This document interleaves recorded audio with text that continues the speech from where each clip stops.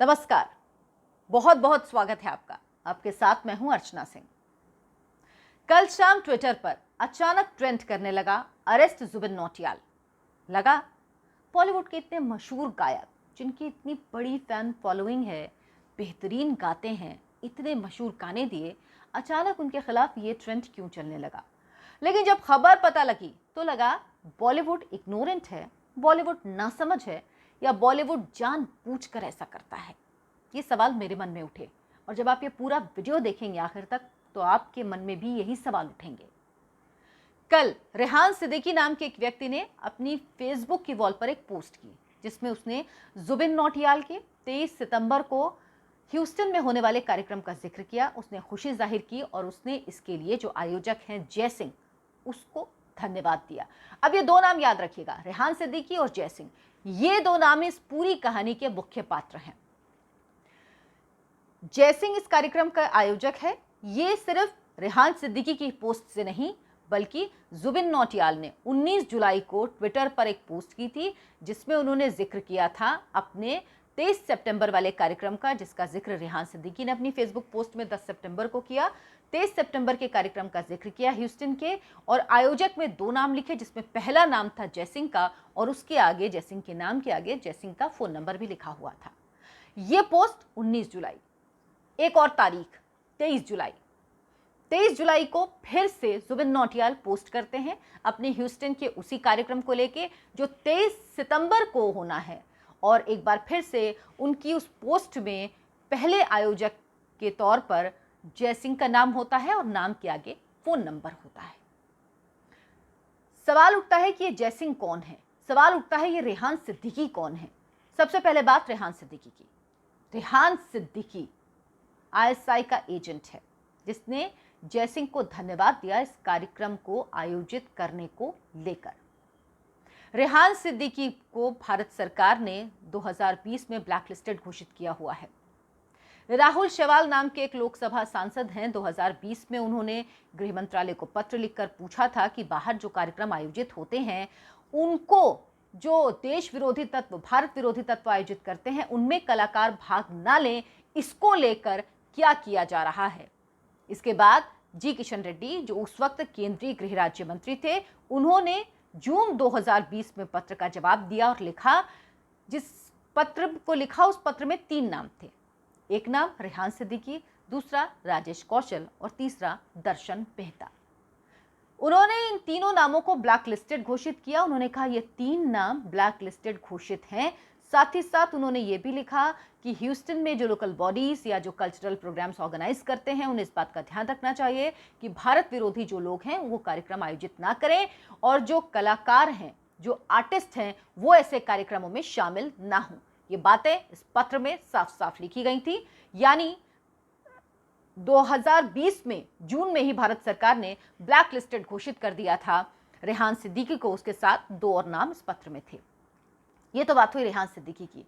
अब ये जय सिंह, लेकिन आप कहेंगे कि कार्यक्रम का आयोजक जय सिंह है, अगर एक व्यक्ति ने पोस्ट कर भी दी तो इसके लिए कोई जिम्मेदार कैसे हो सकता है, या जुबिन नौटियाल जिम्मेदार कैसे हो सकते हैं। यहीं पे मामले में ट्विस्ट है। जय सिंह कौन है? जय सिंह खालिस्तानी समर्थक है पंजाब का। जय सिंह 30 साल से भारत से भागा हुआ है, भगौड़ा घोषित है। जय सिंह को भारत सरकार वापस लाने की कोशिश कर रही है। जय सिंह अभी भी खालिस्तानियों को लॉजिस्टिक सपोर्ट मुहैया करवाता है। यानी भारत को तोड़ने की, देश को तोड़ने की साजिश में शामिल व्यक्ति है जय सिंह, और इसीलिए ये नाम बहुत महत्वपूर्ण हो जाता है, खासतौर पर तब जब जुबिन नौटियाल खुद अपनी ट्विटर टाइमलाइन पर आयोजक के तौर पर उसके नाम का जिक्र करते हैं। यहां सवाल यह उठता है कि क्या जुबिन नौटियाल को इस बात की जानकारी नहीं थी कि जय सिंह कौन है? क्या वो नहीं जानते थे कि इस कार्यक्रम के आयोजक कौन हैं? क्या वाकई ऐसा संभव है? क्या उनकी टीम इस बात की जानकारी नहीं लेती कि कौन कार्यक्रम आयोजित कर रहा है? क्या बिना किसी जानकारी के किसी भी आयोजक के कार्यक्रम में वो शामिल हो जाते हैं, खासतौर पर ऐसे लोग जो बाहर कार्यक्रम आयोजित कर रहे हों? क्या उनके बैकग्राउंड के बारे में कोई जानकारी जुबिन नौटियाल को नहीं थी? चलिए एक बार मान लेते हैं कि जुबिन नौटियाल को कोई जानकारी नहीं थी, उनको नहीं पता था, उन्होंने अनजाने में इस कार्यक्रम में भाग लेने की हामी भरती होगी। इस बात को मान लेते हैं, वैसे ये है नहीं संभव, लेकिन चलिए मान लेते हैं, बेनिफिट ऑफ डाउट देते हैं। कल 10 सितंबर, तीसरी ये जुबिन नौटियाल की ट्वीट की मैं बात कर रही हूँ। कल 10 सितंबर को जब ये पूरा हंगामा हुआ, उसके बाद रात में जुबिन नौटियाल ने एक ट्वीट किया जिसमें उन्होंने लिखा कि वो अगले 1 महीने तक बहुत व्यस्त हैं, वो शूट कर रहे हैं, अफवाहों पे लोग ध्यान ना दें, वो अपने देश से बहुत प्यार करते हैं, वो अपने फैंस से बहुत प्यार करते हैं। अब इस सवाल में कहीं आपको ये जवाब मिला कि जयसिंह के कार्यक्रम में वो क्यों भाग ले रहे हैं?